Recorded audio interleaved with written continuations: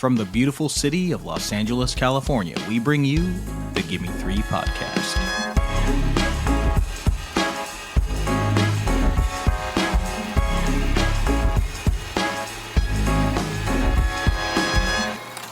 Hello and welcome, cinephiles, cinema lovers, movie appreciators, to the Gimme Three Podcast, the show where we pick three films connected by one theme.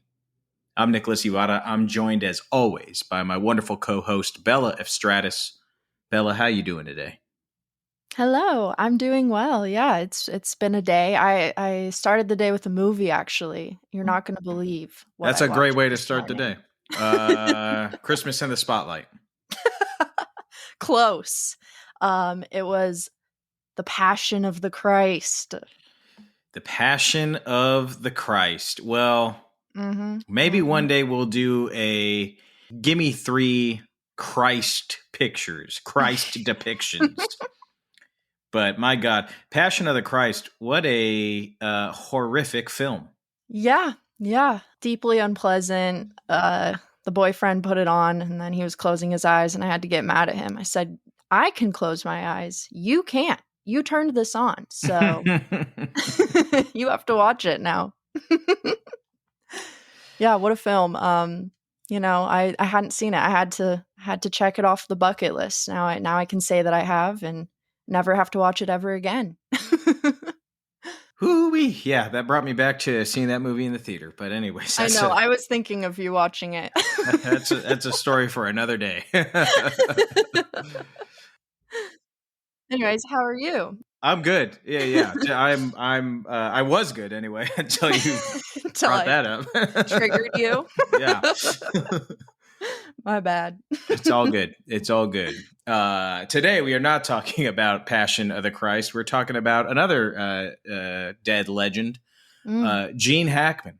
As we all know, lost this legend, another legend of the film community gone. Mr. Hackman passed away in February of 2025. The details of that are obviously troubling and tragic and still a little mysterious. So we're not going to really talk about that. Frankly, it's just like too much of a bummer and not what we do here. We talk about cinema. We talk about the movies themselves. Right. So what we are going to talk about are three of Gene Hackman's most memorable and significant roles in a career which spanned, nearly half a century. And I've been doing a lot of reading about old Gene over the last few weeks since he passed.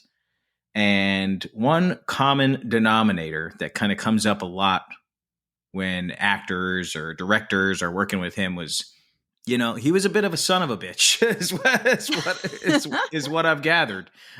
He was a hard ass with a sensitive side, which is, I think something that I can relate to. So maybe that's why I'm a big Gene Hackman fan.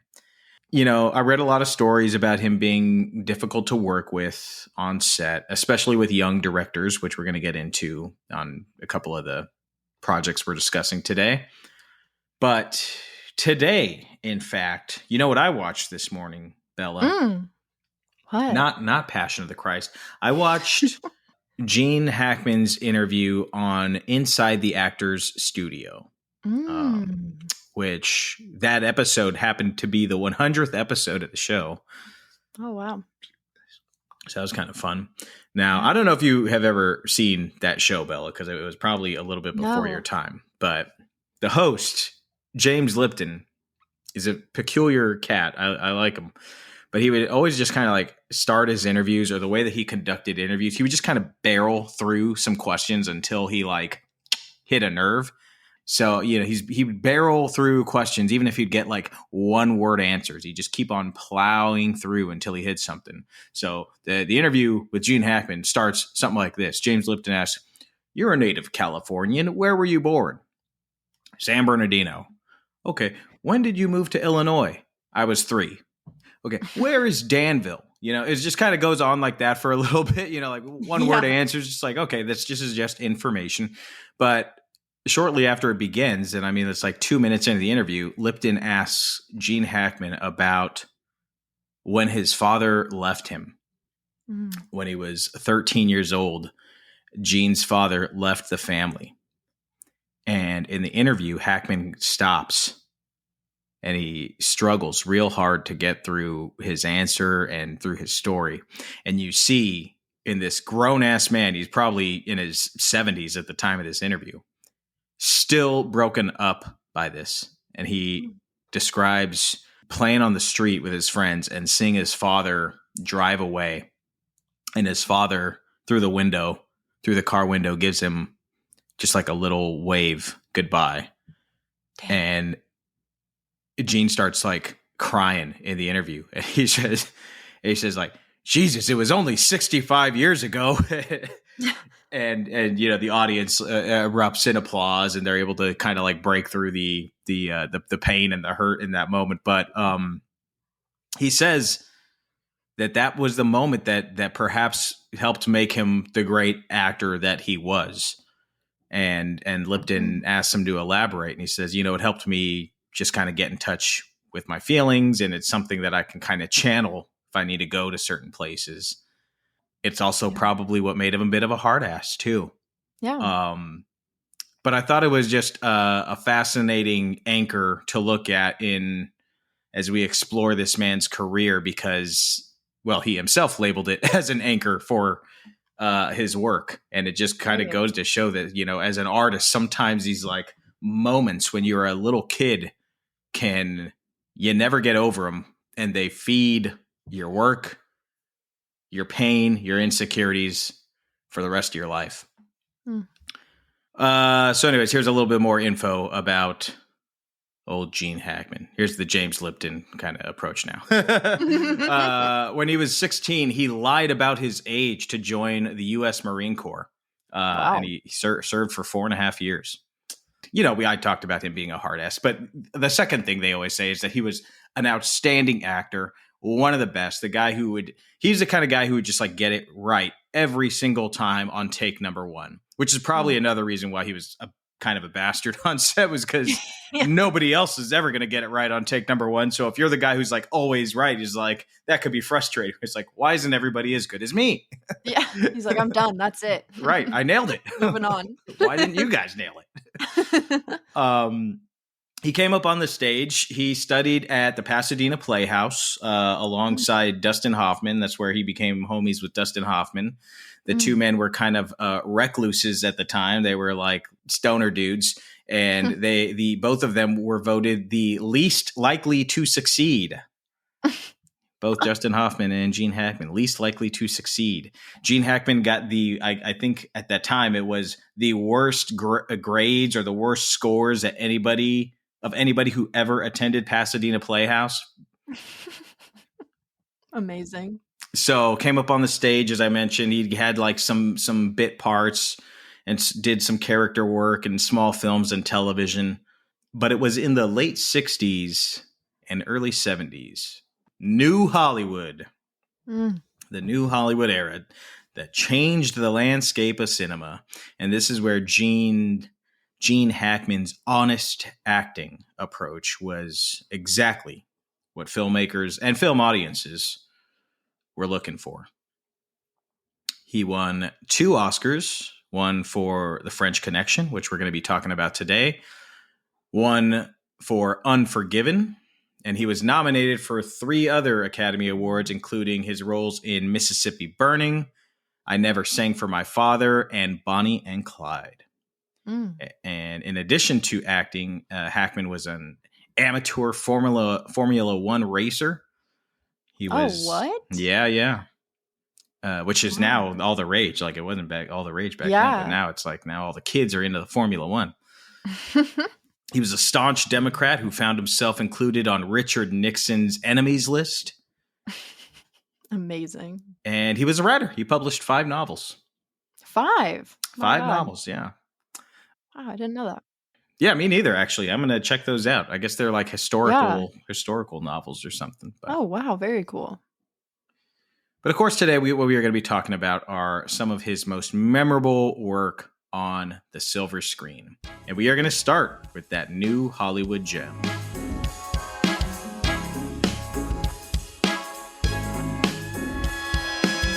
Yes, just before The Exorcist in 1971. We had William Friedkin create one of the most influential movies in cinematic history with The French Connection. The film stars our man of the hour, Gene Hackman, as Jimmy Popeye Doyle, a broken NYPD detective hell-bent on solving an enormous French heroin smuggling operation with his partner Buddy Cloudy Rousseau, played by Roy Schneider. Ernest Tidyman adapted the script from Robin Moore's 1969 nonfiction book about these two narcotic detectives, Eddie Egan and Sonny Grasso's, and their involvement in the real-life French Connection, a drug scheme that was happened for many, many years. I think it started in the 30s and was dismantled in the 70s, so around the time of this film's release. So it was very, very relevant to the time. Mm-hmm. And, in fact, the real life French Connection is attributed as like the reason heroin became the most used drug in the US at the time. I mean, it was just everywhere. So some interesting historical roots here. But I've always said, goddamn French. I've always said that from day one. That's so good. Am I just going to make new enemies every week on this podcast? Maybe. It's a new segment. Yeah. Nick's enemies of the week. This week, the French. Well, they are some bad guys in this movie. That's for sure. Mm-hmm.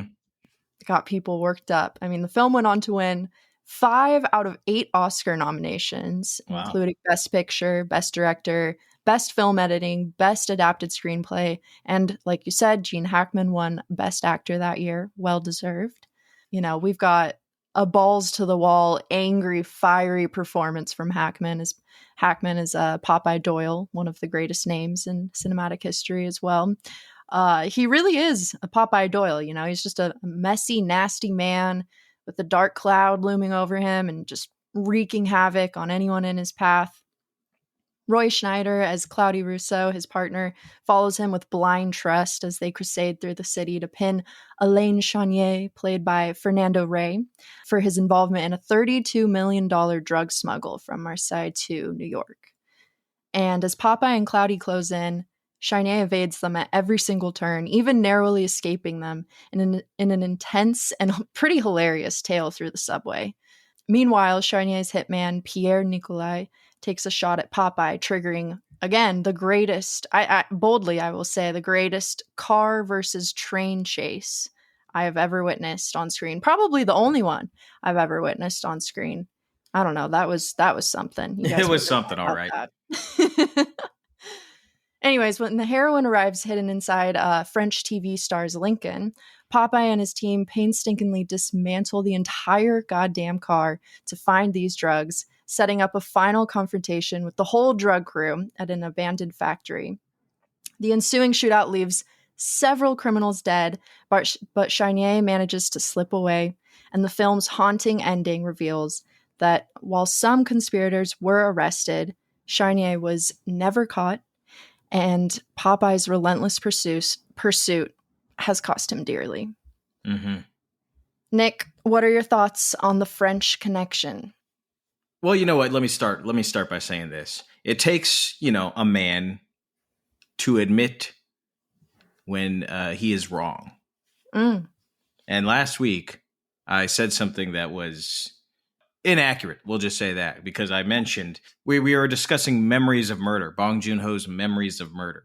And I said right. how I praised it for its courage in not wrapping up the story beautifully and leaving you with kind of a unnerving feeling that, wasn't buttoned up like most American cop or detective stories are. Well, here we have perhaps one of the most famous American detective stories in The French Connection. And what do we get? We get a story that is not wrapped up in a bow and that leaves you hanging, and it leaves you with an uneasy feeling in your stomach. So I misspoke last week, although, for 95% of the time I'm right. But here we are the next week discussing one that does not do that. So, which I was pleasantly surprised by, because I remember so much about this movie. I remember a lot of the tailing scenes, them tailing the French guys because they're so mysterious and so memorable. And one of them in particular, which we could talk about later, is like so entertaining. Yes. And then, of course, I remember the car chasing the train, the above ground subway. Like, how could you forget? How could you forget that? But I forgot the ending, and that the main Frenchie gets away. And the reason I forgot it was because, you know why? Is because they made me forget it when I rewatched this movie, because they make you believe. They take you all the way up to the point where you're just like, ooh, they got him. They got him. There's no way they can get away this time. And they got this wall of cop cars just as the drug dealers are about to escape. And then, boom, hightail it on the way out of there. There's a big chase, and it's just like they're trapped. There's no way they can escape. Yeah.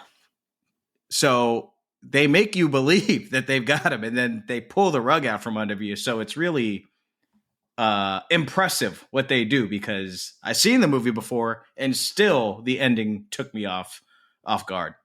Yeah, I totally agree. It's a neat trick, you could say. Yeah.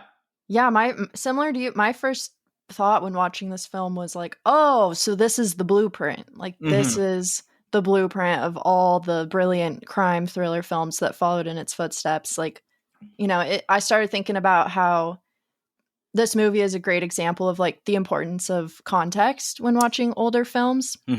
Because, like watching this today, you might think, oh, I've seen all of this before like 1,000 times. It's like, well, of course you have, because it's one of the most influential genre films to this day. Yeah. And, you have to remember, like, most people weren't making movies like this in the 70s, or at least like this kind of movie was like on the rise at this time. The 60s and 70s was kind of the birth of the neo-noir genre, and The French Connection is probably like one of the most famous within that genre of this time. There's just such a dirty, grimy tone. This and Chinatown, which came out in the same year, by the way. Yes. Oh, yeah. I didn't even realize that was the same year. That's crazy. One aspect of this that I think like enhances your watch of it, like the experience watching it, is just knowing like this in theaters was groundbreaking. And not to say that like when you watch it now, you're like, yeah, okay, because it's still so much fun. And like you said, you never know where it's going to go. The performances are incredible. The cinematography is amazing. I love the visual aesthetic of this film. It's funny because like, we're talking about it's without a doubt an American movie, but I also, you're going to hate this, but I also felt kind of like this French vibe to it as well. I'm not talking about Elaine Chanier or whatever, our main French heroine guy, but just some of the cinematography, like in the tailing scene, it's very observant, handheld shots. And there was also like a surprising amount of color in this film. Like there was kind of like almost a primary color scheme of like bright red, blue, and yellow cars like racing all over the place. But then there's sometimes even green cars, and like just all these like bits of color that I think is really unexpected in like a neo-noir film that's usually just doused in darkness. And that just kind of started to make me think of like some of Jean-Luc Godard's movies, like Contempt, for one. It has that kind of like color scheme going on. And then all of the bright colored cars reminded me of Jacques Demy's Umbrellas of Cherbourg, which I think, and then of course, like the rich 35 millimeter film just enhances these colors so much. Like it's really such a beautiful film, which is kind of unexpected to say, I feel like. Well, I mean, it's not surprising you'd say that with the French thing, because this was, by the way, I'm incorrect. This was not 1974 when Chinatown came out. This was 1971. Oh. This new Hollywood era, all of these filmmakers, Friedkin and Peter Bogdanovich and Francis Ford Coppola, a lot of these American filmmakers who wanted to change the game, Dennis Hopper, they were all influenced by French New Wave. Like that was kind of their, that's right. French New Wave was their blueprint for this new era of filmmaking. They wanted it to be grounded, and that's where the handheld comes in, and they wanted it to feel cinema verite, very immersive, which all of this accomplishes in spades. Yeah, and I guess also some of the characterization or like pacing or narrative was really influenced by Jean-Pierre Melville's Le Samurai from 1967, which I still need to see that. Have you seen that one? No, I haven't. Yeah, I'm really curious to see, knowing this now too, makes me want to watch it even more. But I would add, we have the French New Wave vibe or tone going on, but in those on foot trailing the suspect scenes, I got kind of like a Hitchcock vibe as well. Yeah. Just like, oh God, those scenes are amazing. They're perfectly edited. It has like such a rhythm to it. You're twisting and turning through the whole city. There's humor infused into it. It's just, that was one of my favorite parts of this film for sure. And my favorite tailing scene is Doyle is following, I'll stop calling him Frenchie. What's his name? I think it's Alain Chanier. I'm going to call him Frenchie. So played by Fernando Rey. Could call him Fernando. Gene Hackman is tailing Fernando Rey, and they find their way onto, are they Grand Central Station subway? I think so. Or Grand Central Station. And Fernando Rey, you get the sense that he knows that he's being tailed. It's no dialogues really happening throughout this. Yeah. And Fernando Rey has kind of eyes in the back of his head. Mm-hmm. And he gets onto a subway, and Gene Hackman gets onto the subway, and they don't look at each other, but like Fernando Rey could just feel that he's in there. So right as before the door is about to close, he gets off the subway. Gene Hackman sneaks his way off to the subway, and then he pretends to be on a phone call. They both pretend to get like a drink at this little station. They just have this, such a game of cat and mouse, and they know they're both there, but they're both playing it very cool because they don't want to like show their hand, but it's very obvious that both of them know. Fernando Rey knows Gene Hackman's following him, and Gene Hackman knows that Fernando Rey knows. And it is just like so entertaining, is so pulse pounding. And it's got such a wonderful little button at the end of that scene. It's awesome. Yeah, that one got a pop from me for sure. But yeah, Gene Hackman is he's great in this. It's just pure anger, basically. Like he's just a walking angry guy, which sounds simple, but he just does it so well every time. And what's funny is as the movie was starting, he wanted to step away from the film. He didn't want to. Oh, really? Because as funny as it is, so the other thing about Hackman was he was kind of like a violent dude. There's a lot of stories about him like getting into fights and stuff, and just like going out and punching people in the face. There's like, I gotta punch some blokes. But he did not like violence in cinema. He was not a fan of violence in movies, and especially movies that he was in. And he felt that this movie was too violent. And so much so that for a minute he considered leaving the project. Ultimately, he was convinced to stay on, but that's going to be a running theme throughout the film, is Gene Hackman like not believing in the movies that he is in.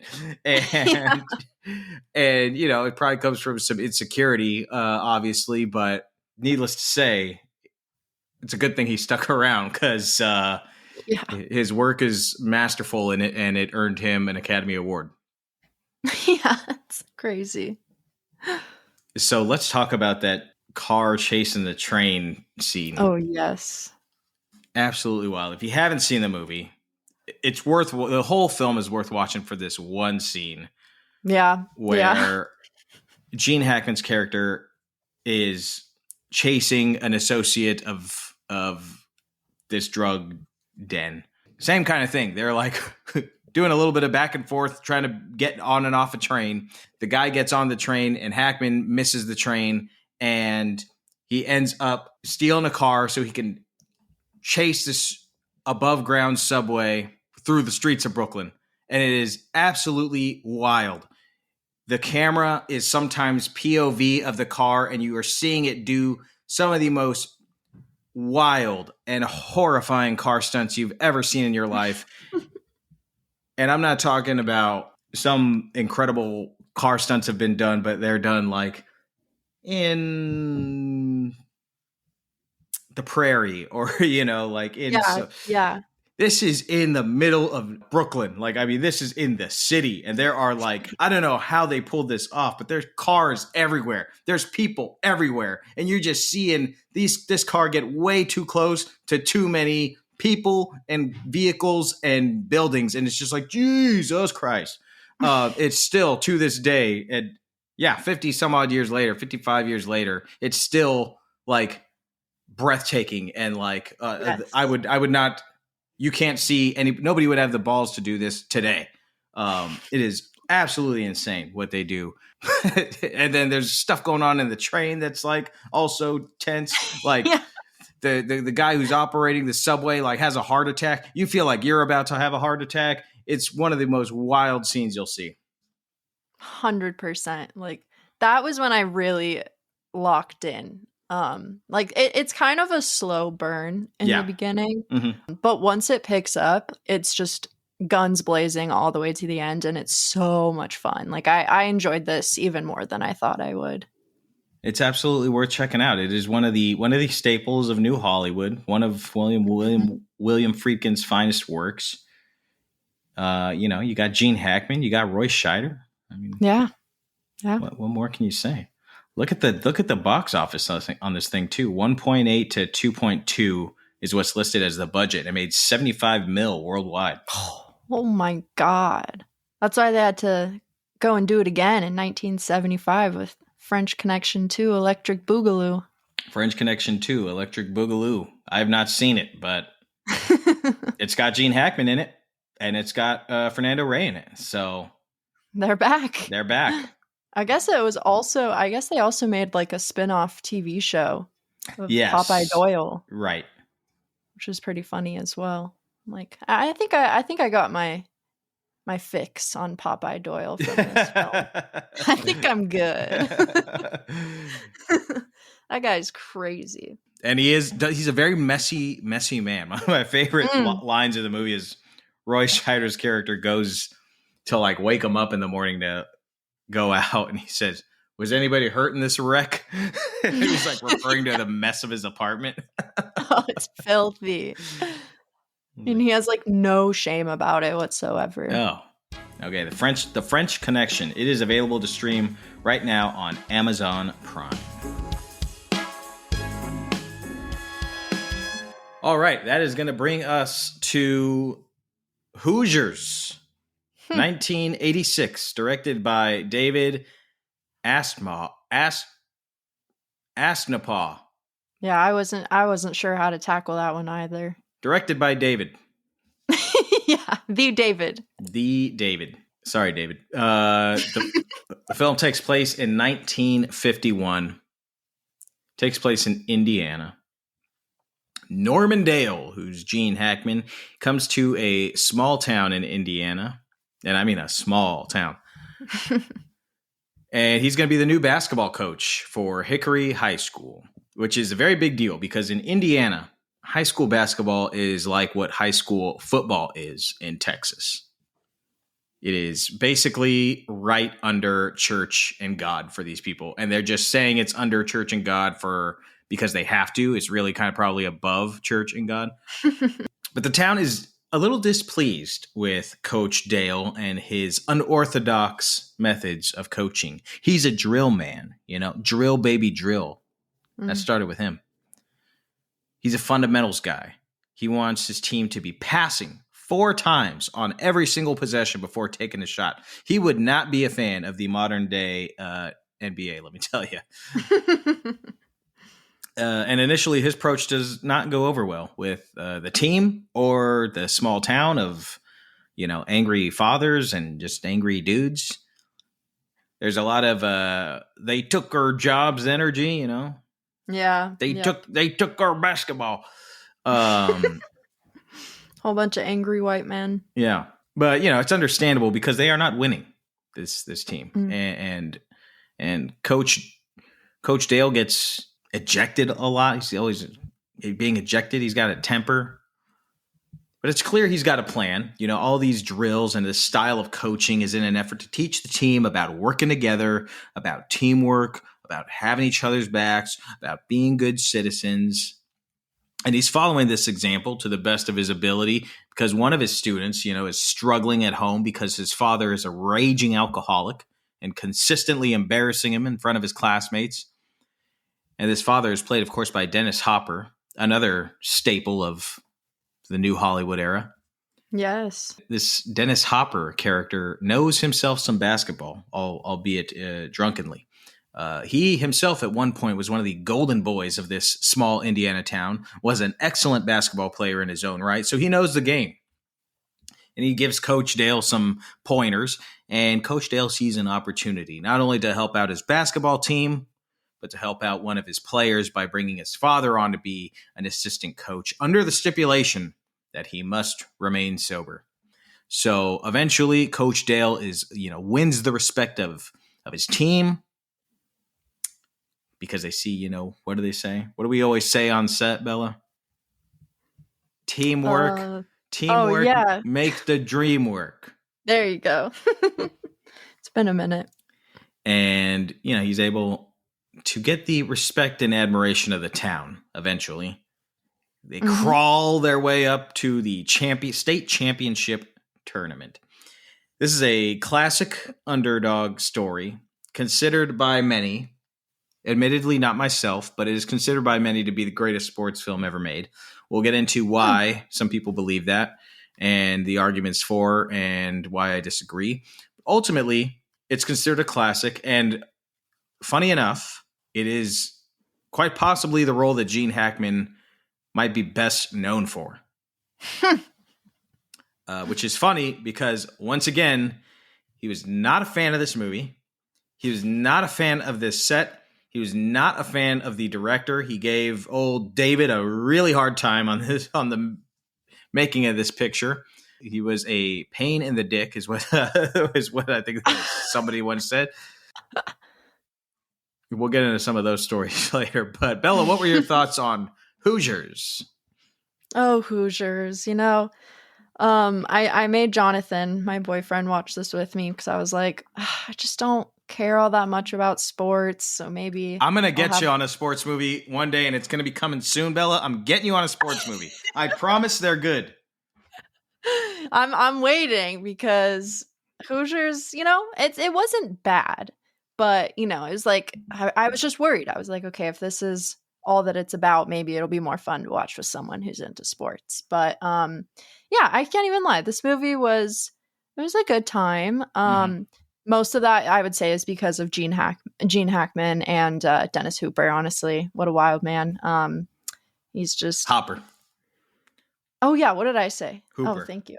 Whoops. You're thinking of Hanging with Mr. Cooper, which is another basketball show from the 90s. That must be it. Yeah, it was good. It was good. I didn't not like it. It had some great moments. The whole time I just kept laughing because, man, PG in the 80s meant something so different than it does now. It's like in this film, they're saying, I'm going to kick your butt. But then one of the biggest plots in the film is like the player's dad struggling with alcoholism in front of this whole small town. It's like some pretty serious, dark subject matter for kids. But hey, as long as they're not. Well, they got to learn. This is the problem with cinema today. We used to get titties in PG-rated movies. Yeah. Those were the good old days. 80s PG, it's something else. It always shocks me. Because what does PG stand for? It stands for parental guidance. It's like if you're there with a kid, and then whoops, some titties pop out. That's okay. We got the parent there to cover the eyes. That's what the whole thing's about. It's not that big a deal. That's so true. Now I just think of PG as like your parents don't even need to be there. Right. Well, parental guidance. Parental guidance. Don't forget it. No, but this is the movie that solidified my belief that Gene Hackman is just like the ultimate angry old white guy. he can yell across a whole basketball court and the next town over would probably hear him. It's just, it's really, it's kind of a funny performance. Like I think it's hilarious that this is one of his most well-known, but you know, he really plays the angry basketball coach very, very well.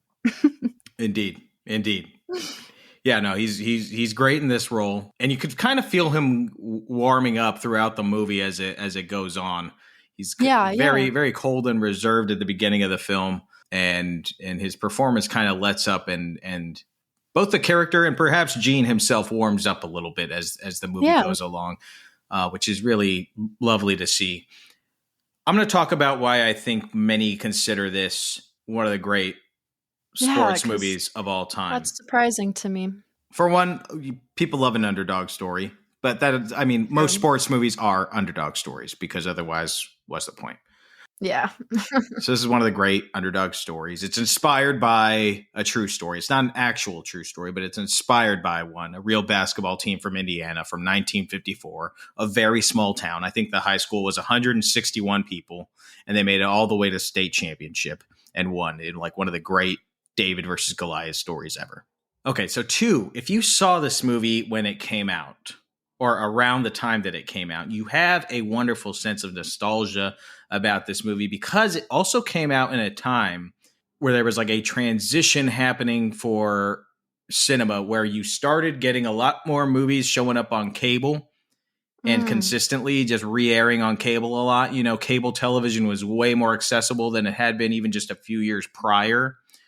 So like Hoosiers would just like pop up on TV all the time. So people would just watch it.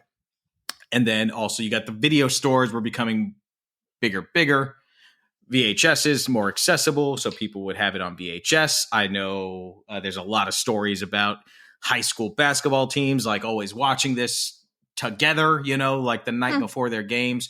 So it became a film that was readily available and very rewatchable because, you know, it's a feel-good movie. Yeah. Despite having like some mature themes about like alcoholism and stuff like that, like it's a film for the whole family, really. I mean, there's like, for sure. It's very, you know, vanilla. We'll say that. There's not a lot of drama to be had here. So it's a comfort food kind of movie. So if you grew up with this movie, it's easy to see how it become one of your favorites. So I think it's really just a generational thing. If you didn't grow up with this movie, it's easy to see how it doesn't hold up as much. I'm somewhere in the middle because, you know, I saw it a lot as a kid, so I have like a little bit of nostalgia with it, but I also see some of the, you know, things that aren't so great about it. Yeah. There are a lot of plot holes or just like things. Oh, yeah. There's just like, oh, yeah. So I heard you beat the shit out of some kid at your last school, and that's why you haven't coached in 10 years. He's like, yeah. And then they just never bring that up again. Like, all right. No, that was insane. Visually, it's boring as drywall. Oh, yeah. It is. There's absolutely nothing interesting visually about this movie. The score is absolutely atrocious. Yes. Okay. You're validating so many things I felt. The performances by pretty much everybody except for Gene Hackman and Barbara Hershey are not great, which is also, but here's why also a lot of sports people and specifically basketball people like this movie is because the team that was cast were all actual basketball players. They were not actors. No way. So they cast basketball players because they wanted the basketball to look authentic and true to the game. The basketball scenes look very spot on, even period, you know, because like the way that they're playing basketball is spot on for 1951 as opposed to the, you know, the mid 80s when they were filming this. So the basketball scenes look very real. As opposed to, you know, say like Rocky IV, where the boxing scenes in Rocky IV do not, that's not what boxing matches are like. Right. So anyways, there's just like, if you're a sports fan, which I know you're not, there's like a little bit, there's some more layers to why this stands the test of time. As a cinephile, I get both sides. I get it's what's great about it. And I also get what, its downfalls. Yeah, I can see that. What did you like about it, if anything? Yeah, I was just surprised how much I was invested in it. Like, I thought I was just going to be really bored, but I think, it had some strong performances, like you said, mostly Gene Hackman. So it's fun to it was really fun to watch it, knowing that I would be kind of like studying him throughout it. I think it's a feel good. Even like you said, it's just, I wish that I just texted my dad because I remember watching it. I was like, oh man, I bet my dad loved this movie. And I didn't have a chance to ask him over the week that we were preparing for this. But so stay tuned for my dad's thoughts. Okay. But yeah, this just I can totally see how, watching this when you're young, especially if you love basketball, would just get you fired up. So having that context made me enjoy it even more. Yeah. Made me appreciate it, I guess. I'm telling you, Bella, I will get you on not just one sports movie. I'm going to get you on many sports movies.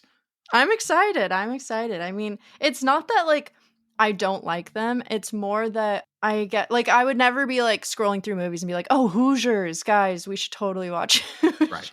Right. This one is also in its own I feel like there are many other sports films that I've watched that I'm like, oh, that's a great fucking movie. Yeah. Yeah. So we'll get, but yes, I need some Nick recommendations for sure. I'm going to get you and I'm going to have you fucking crying your goddamn eyes out one of these days. Trust me. I'm going to have you in a puddle of your own tears and I can't wait. I just can't wait. Field of Dreams didn't get me, so the bar is high. Yeah, Field of Dreams. Yeah, it didn't get you. But don't worry. I'm going to get you. It didn't get me. I'm going to get you. Trust me. I look forward to it. But you know what? Gene Hackman would have agreed with you because he was not a fan of this script. He was not a fan of this director. There's one funny story that I want to tell about the making of this movie. Is at one point there's this montage, where the team starts turning it around. They brought on Dennis Hopper to be the assistant coach, and he's cleaned up his act, and everybody's like, oh, we're doing good now. We are passing the ball. Everybody's passing the ball. We're getting baskets in the hoop.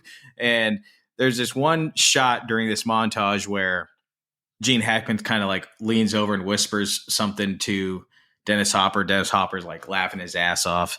It's one of those fun little moments. It's like, oh, look at that. They're having a good time. Years later, the director was talking to Dennis Hopper, and Dennis Hopper said, hey, you know what Gene was whispering to me during that shot that made it into the movie? He was saying, Jesus fucking Christ, we're never going to make a dime off of this goddamn picture. Oh my God, that is so good. Oh, I love it. Did they? And they made proven wrong. Oh no, they made money. I mean, I think the budget was $6 million. I think it made 28 million or something at the box office, which was respectable. But again, like I said, where this movie really made money was video cassette rentals, right? Cable. It became a cult classic. I think it opened up to a warm reception, when it came out, but it really, it found its audience at home on the small box, which makes sense because one, it feels kind of like a TV movie. Oh, totally. Yeah.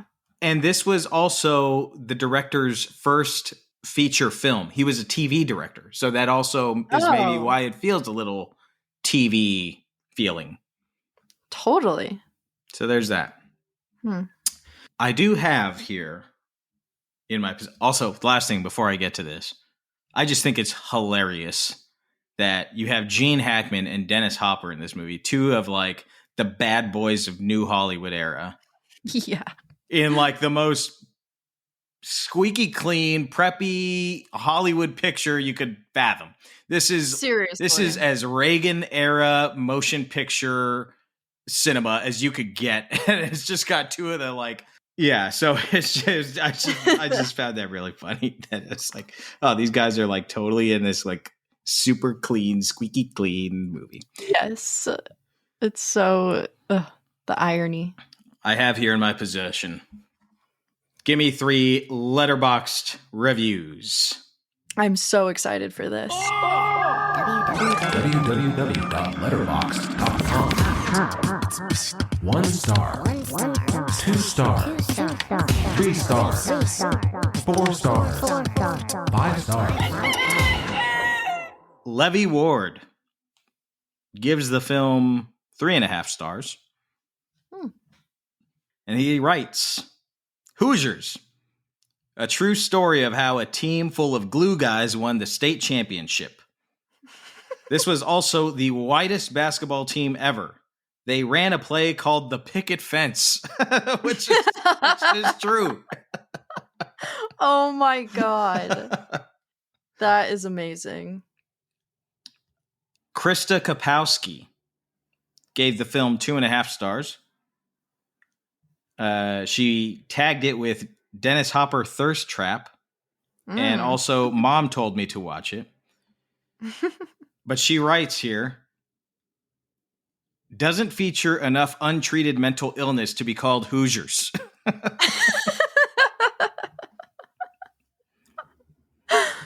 Oh, amazing. Finally, this is a basketball joke, so you may not get it, Bella, but I'll explain. Oh, okay. I'll explain later. Michael, just Michael, gives the film 1 star. That's unfair, I think, but he calls it that's kind of brutal. Reagan-esque drivel, double drivel, even. There you have it. Give me 3 letterboxed reviews for Hoosiers. So many people are upset with us right now, including my wife's family, who I'm going to send this episode to because they are Gene Hackman fans, and I'm going to be uninvited to so many weddings. Oh no. Oh man. Hey, But we didn't shit on this movie. No, I don't know if I said this actually because I was just kind of giving the history of it, but I love this movie despite its flaws. It's likable, you know. It's not like it's a totally likable picture. Yeah. And Gene Hackman is great. And Gene Hackman is the man. Hoosiers. You can check it out on VHS. No. Well, you can't check it out on VHS. But you can also check it out on Amazon Prime. That is going to take us to a break, my friends. And during that break, you are going to hear from Gimme Three producer, LADFF director, and my wife, Sonja Mereu, for a segment that we call Sonja's Movie Minute. So stick around for that and much more right here on the Gimme Three Podcast.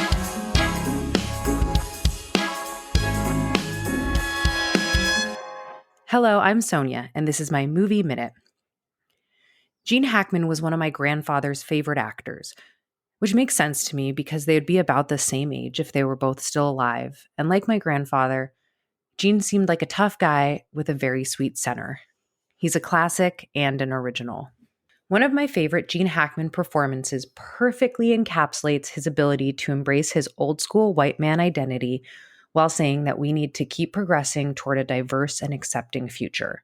That role is, of course, Senator Kevin Keeley in The Birdcage. The whole movie is hilarious and full of an ensemble of scenery chewers constantly topping each other in eccentricity and zaniness. In the role of an uptight, ultra-conservative Republican senator, Gene Hackman plays the literal and metaphorical straight man to Robin Williams, Hank Azaria, and Nathan Lane's very big and very gay characters. What I love most about Gene Hackman's portrayal is that he expertly balances being judgmental and close-minded with an endearing vulnerability. The character could have been played differently, and it still would have worked for the story. But in Hackman's hands, he created a character that's as memorable as all the kooky scene stealers. The icing on the cake is the final sequence where Gene Hackman has to dress in drag to sneak out of the dance club without being recognized by the paparazzi. I hope he had as much fun filming that scene as I do watching it. Thanks for everything, Gene. We'll be watching your films for generations.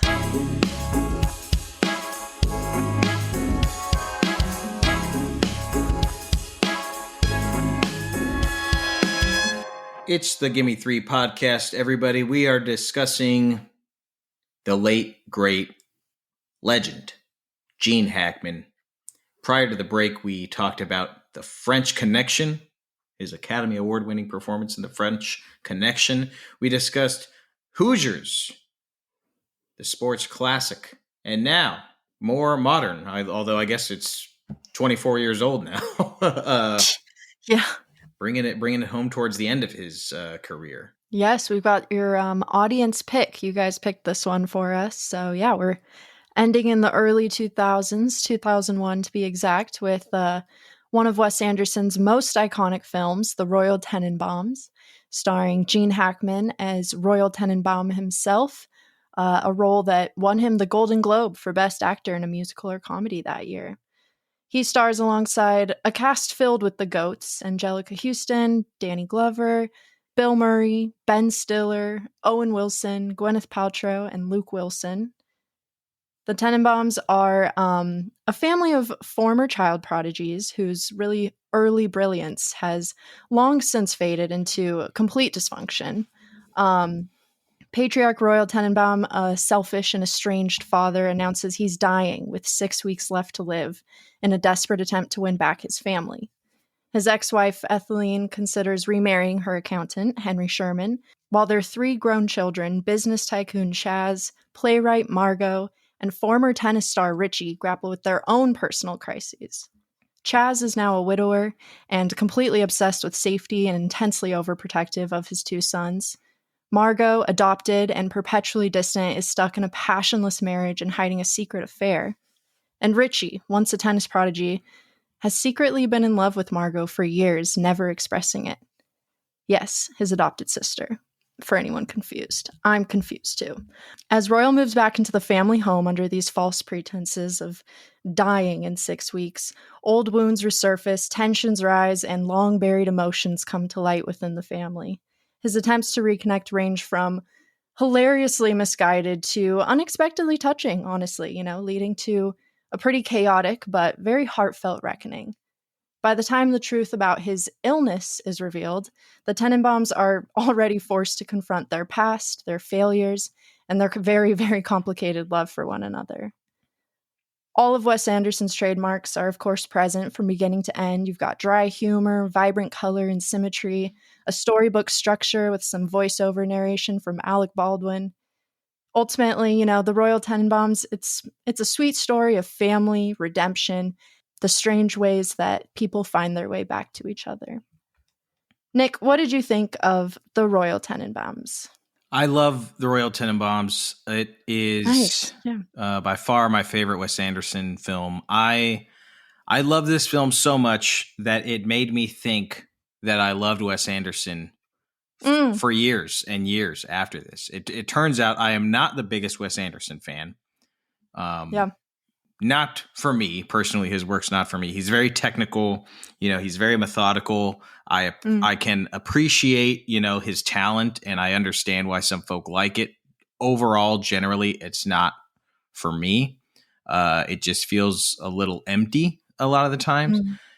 But I think that's why I love this movie so much, is because this movie does not feel empty. It is, I think, in my opinion, like perhaps his most human work. It's the work with the most depth and heartfelt character work. This is the movie where I think a lot of the Wes Anderson isms, the dry performance approach that's kind of prevalent throughout all of his movies, feels earned in this film, feels right. Yeah. And in a lot of the other movies, it doesn't, or it feels just like, okay, that's a style choice. Whereas in this movie, it's like, it's believable that these characters talk this way and why they talk that way.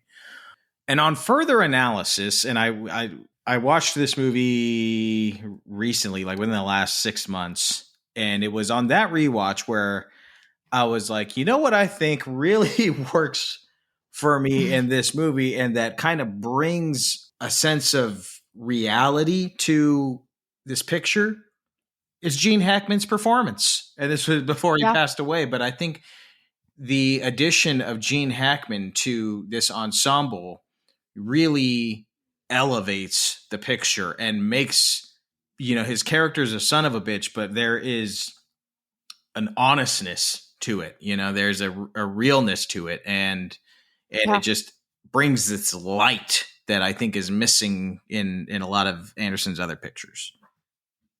You can't see me, but I've been nodding my head with every word. I wholeheartedly agree. I have similar sentiments with Wes Anderson. My issue with Wes Anderson, like not himself, but his films, that's a whole other thing. But with his films is, I love visually aesthetic films. So you would think that he would be right up my alley. And don't get me wrong, I do love a lot of the visuals that he creates, but the images he creates. But sometimes I think they're almost like too distracting. Like I find myself so mesmerized by the colors and the symmetry on screen that I sometimes get lost in it and I forget to listen, which is important because it's a massive aspect of Wes Anderson's films. It's like the storytelling structure or narration. Like he doesn't just show you his characters without anything. He'll like tell you their entire backstory in a single shot through this narration. And so sometimes I struggle because I get so lost in the images, I stop listening. And then by the time I tune back in, it's too late and I have no idea what's going on. But yeah, I would say this is probably my favorite, or if not tied with Grand Budapest Hotel. I do love that movie. Yeah. But again, Gene Hackman's performance. This was my favorite of his out of all the three films we talked about today. He just absolutely killed it. Like you said, true son of a bitch material, his arrogance, the blunt attitude. Like I loved it. And I was going to say, it seems like it was written for him. And I learned that I would be right to say so, because I guess Wes Anderson has said it was written for him against his wishes. But yeah, anyways, to your point, basically just echoing everything you said. Yeah, like Hackman is such a bastard in this movie, but by the end, you really love, like, he kind of charms you. Like, he is. You really those are the biggest bastards of them all, the charming ones. Yeah, seriously. Like, you love how hard he tried to make things right, and that moment of realization. I love that line in the film where he's everything, his fake illness has been exposed to the whole family. They're all like, you bastard, you son of a bitch. And he's like, I know I'm the bad guy here, but these past 6 weeks have been the best 6 weeks of my life. And then the narrator comes on and is like, as he said this, he realized it was true. Right. And I love that line because it speaks volumes about this character as well, of like, he has just lied throughout his entire life, so unfeeling, and in the moment it really matters, he like actually speaks truth without even realizing it. And I love that. It's so good. Yeah, there's a lot of really great work from Gene in this, like whether it's subtle, silent, heartfelt, genuine pieces like the piece that you just mentioned, but then just like really funny work also. I mean, we have not talked about in this episode just like his range, like 1974 he was in both The Conversation and Young Frankenstein. He was doing super dramatic work and then super comedic work and then like just straight up action movies. Like he was all over the map in terms of his genre and never stuck to one, but it's really kind of all on display here towards the end of his career. And one of my favorite moments is when he's all of his shenanigans, all of Royal's shenanigans have gotten them kicked out of the house again. And Bakota just says, "You son of a bitch." And he stabs him. And he goes, "Oh, God damn. Oh, God damn." It's like, slowly falls down. There's something about that performance that just makes me laugh every single time. It's so good. Oh man. But yeah, it's like the range and all that he's done in his career is kind of like on display here. Oh, this movie's great. Honestly, like this was my first time watching it. Oh, so wow. I hope to. My parents and my mom, specifically my mom and my brother Jack, are just they love this movie and they have been getting mad at me every single time that they hear that I haven't watched it. So I've watched it now, guys. You don't have to berate me anymore. And yes, I get it. It's amazing. It's one that I'm excited to come back to as well. Mm-hmm. It's rewatchable. It's really rewatchable. Yeah. The performances outside of Mr. Hackman are awesome also. Yeah. Like pretty much everybody across the board is great in this, whether it's a big role like Ben Stiller, Owen Wilson, Luke Wilson, Gwyneth Paltrow. Danny Glover is really he's so good. Excellent in this. Angelica Houston. I mean, pretty much everybody is really at the top of their game. Yeah. Owen Wilson on peyote in this is one of the greatest things I've ever seen. Him, and I have to shout out Ben Stiller. I love Ben Stiller with my whole heart, and I feel like in a way his performance in this is slept on. So I know we're not talking about him, but he really brought Chaz to life. I think it's one of the career bests for Ben Stiller too. I mean, yeah, he goes to places that you don't often see him go, and you see that kind of like reserved pain, him bottling up that pain, which oftentimes maybe he does it in his other roles as far as like a character backstory, but it's done in such a like extreme way, or in a way that is like very comedic. And in this way, it's sad and painful to watch. 100% agree. Yeah. I do have some trivia here. Give me 3 pieces of trivia for the Royal Tenenbaums.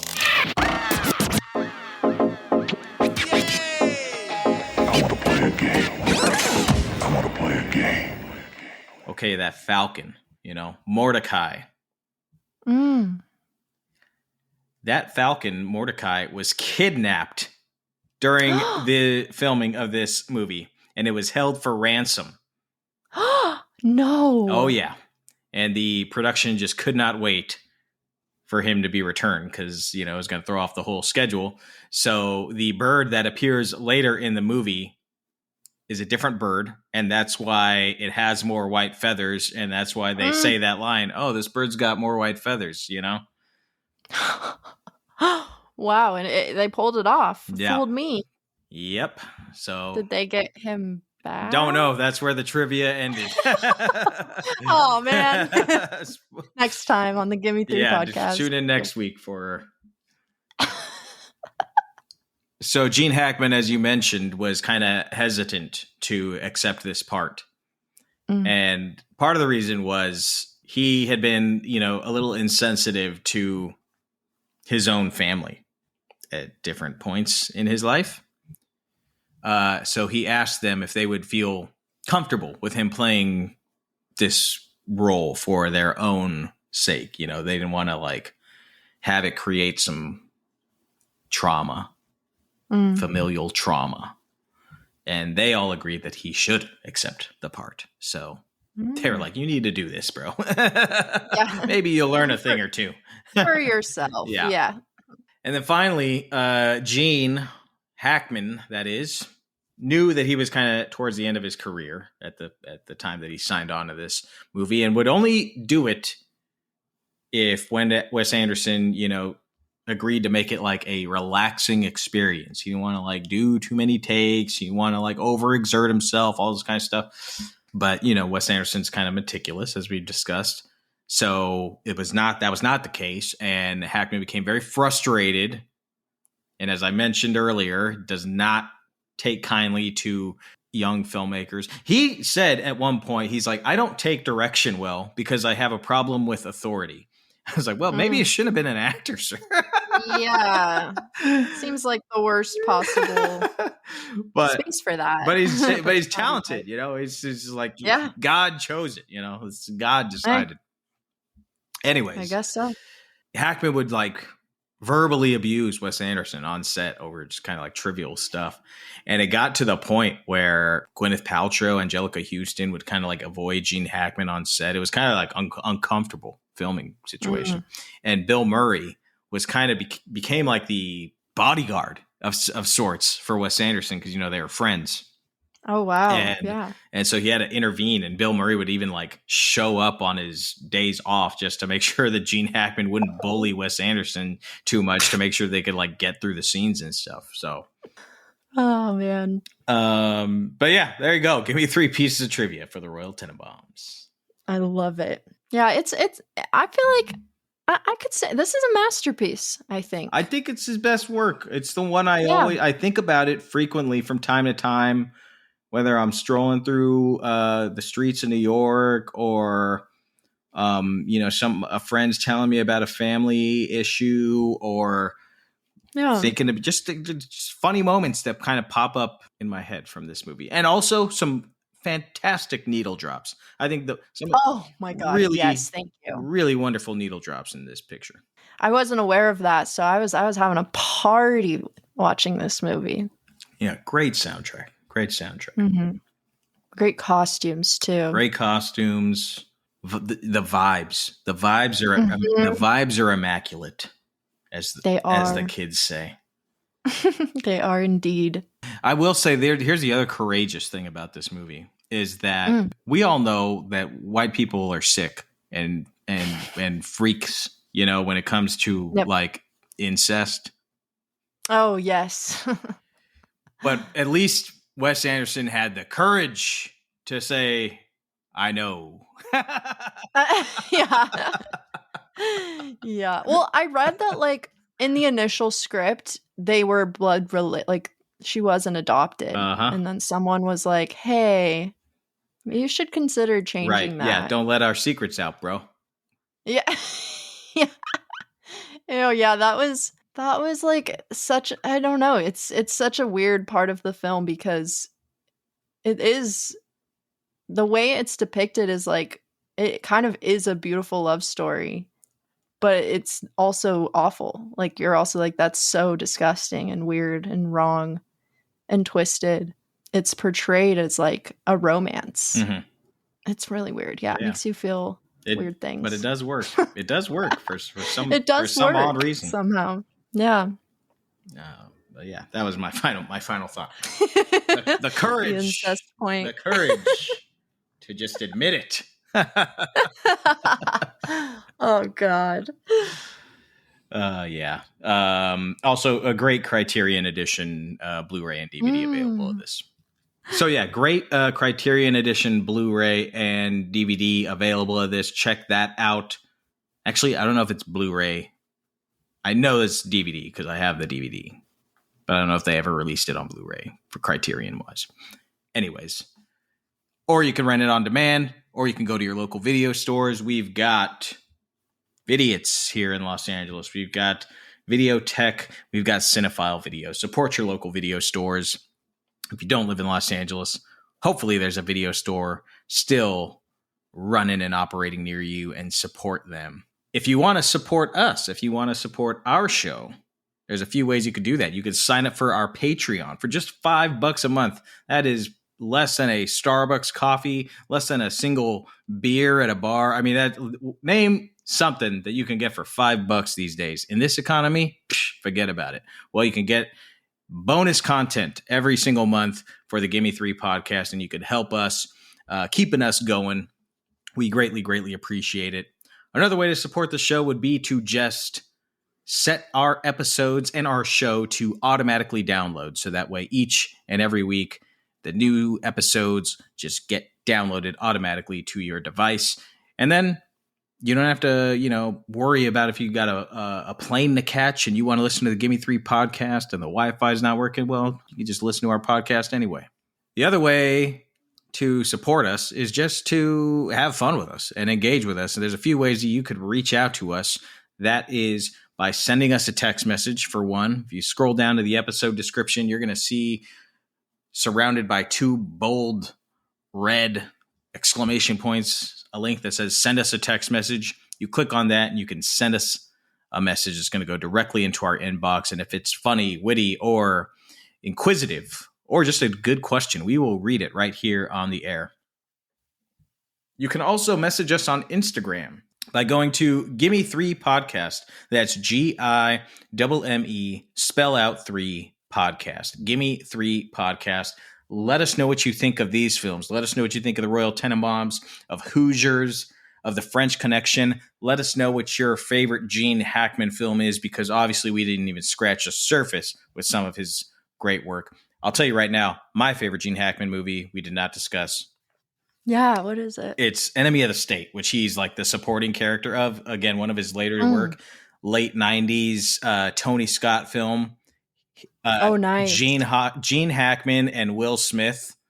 It rips. I absolutely love Enemy of the State. That's a recommendation for me. We just didn't pick it because he's very much the supporting character in that, but let us know what your favorite Gene Hackman picture is. I would also add, if you check out our first Denzel Washington episode, we talk about Crimson Tide, Tony Scott's Crimson Tide, with Denzel and Gene Hackman, toe to toe. Nice. Yep. Excellent call out. Another banger. Another Gene Hackman banger. Too many to choose from. Truly. So let us know what you think. Bella, tell the lovely folks where they can find you on the socials. Yeah, you guys can find me on Instagram at portrait of a cinephile, or on Letterboxd at Beth Stratus. That's just B and then my last name, F Stratus. You could find me on Letterboxd, on Instagram, or on Blue Sky at Nicholas Ibarra. I forgot my name there for a second. At Nicholas Ibarra. Ibarra is spelled with a Y. Thank you all for listening to the Gimme Three podcast, and we will see you at the movies.